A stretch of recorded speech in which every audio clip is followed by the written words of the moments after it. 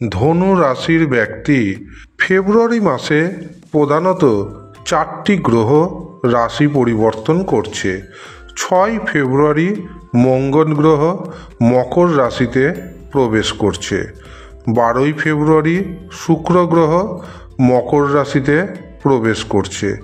15ই ফেব্রুয়ারি সূর্য কুম্ভ রাশিতে প্রবেশ করছে এবং 20 ফেব্রুয়ারি বুধ কুম্ভ রাশিতে প্রবেশ করছে। প্রথমে আসি শরীর স্বাস্থ্যের কথায়।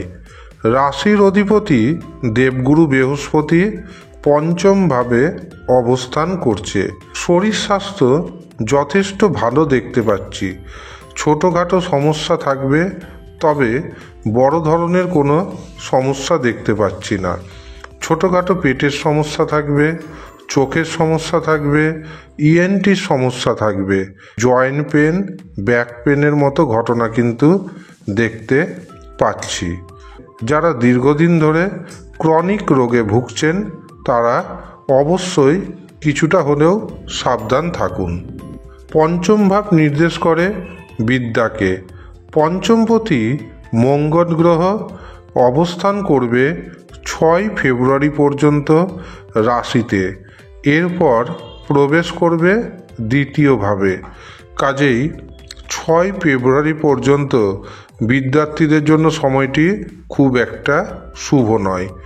এর পরবর্তী সময় থাকবে মধ্যম প্রকৃতির। যারা মাধ্যমিক পরীক্ষা দিবেন এবং যারা উচ্চ মাধ্যমিক পরীক্ষা দিবেন তাদের প্রচুর পরিশ্রম করতে হবে।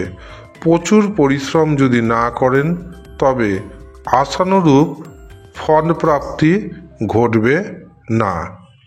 তবে যারা উচ্চ শিক্ষা করছেন তাদের জন্য সময়টি কিছুটা হলেও শুভ।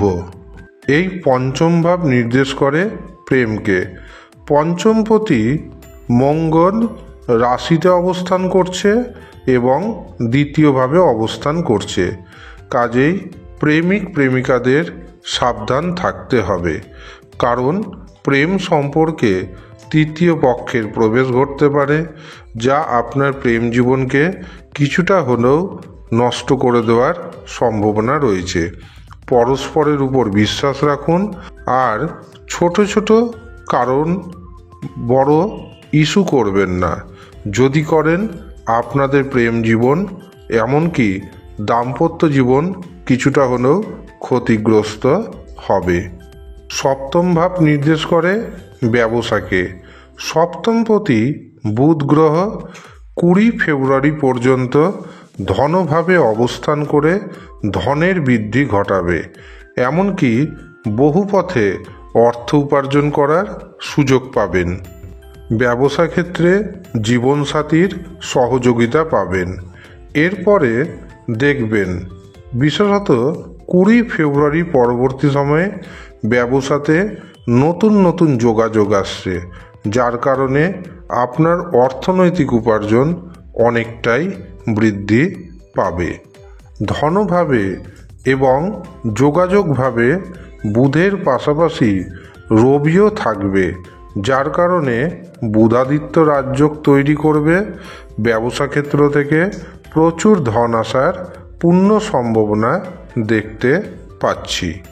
এই সপ্তম ভাব নির্দেশ করে বিবাহকে। সপ্তমপতি বুধ পুরো মাস অবস্থান করবে কুটুম্বভাবে এবং যোগাযোগভাবে।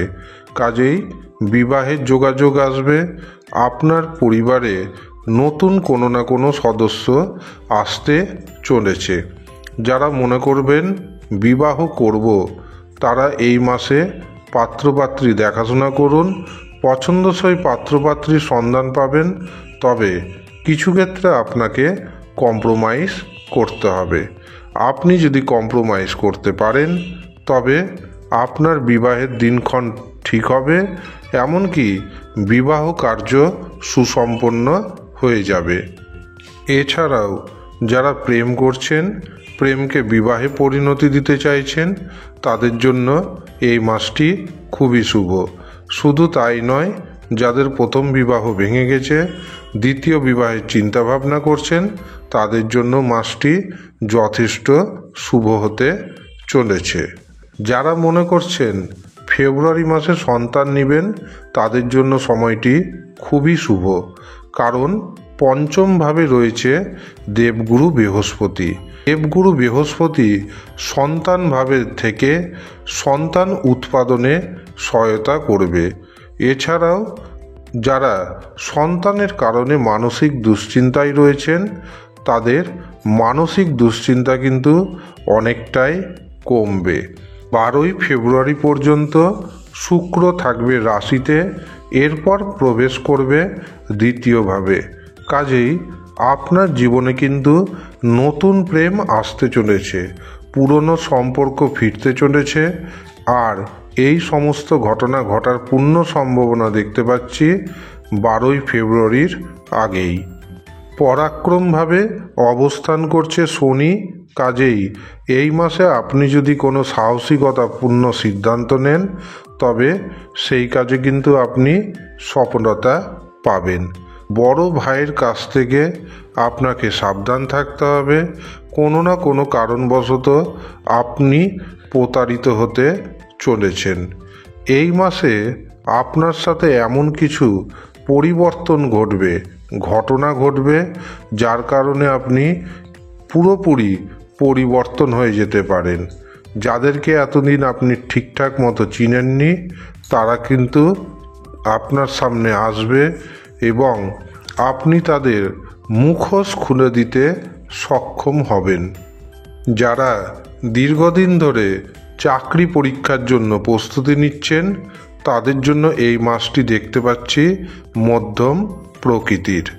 তবে যারা আগে থেকে চাকরি করছেন, চাকরি ক্ষেত্রে দেখবেন কোনো না কোনো জটিলতা বৃদ্ধি পাবে, আর এই জটিলতা বৃদ্ধি পাবে আপনার অধস্তন কর্মচারীর কারণে। আপনার পিছনে যে কেউ শত্রুতা করছে এই মাসে কিন্তু আপনি তা বুঝতে পারবেন। কাজেই এই সব দিক থেকে আপনাকে কিছুটা হলেও সাবধান থাকতে হবে।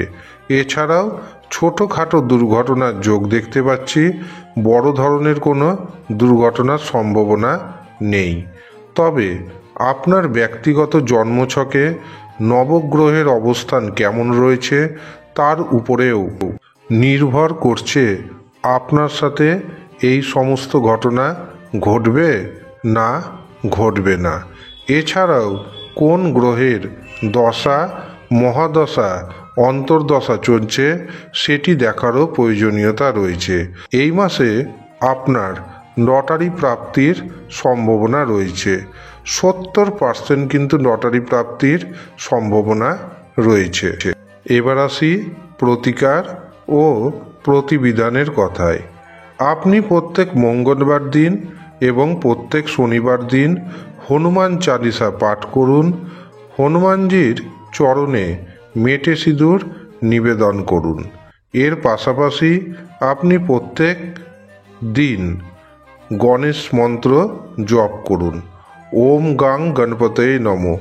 এই মন্ত্রটি 108 বার জপ করুন, অবশ্যই উপকার পাবেন।